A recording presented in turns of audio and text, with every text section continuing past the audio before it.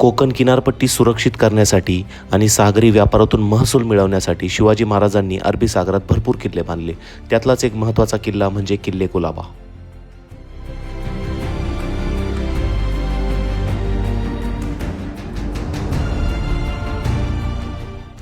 1680 मध्ये शिवाजी महाराजांच्या आदेशावरून ह्या किल्ल्याचं बांधकाम सुरू झालं, पण दुर्दैवानं त्याच वर्षी शिवरायांचं रायगडावर निधन झालं.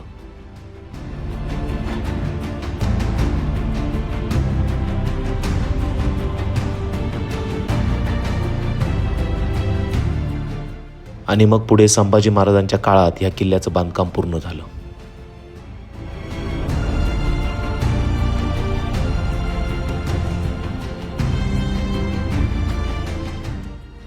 अलिबागच्या किनारपट्टीपासून समुद्रात साधारण 1 किलोमीटर आतमध्ये एका बेटावर हा किल्ला वसलेला आहे.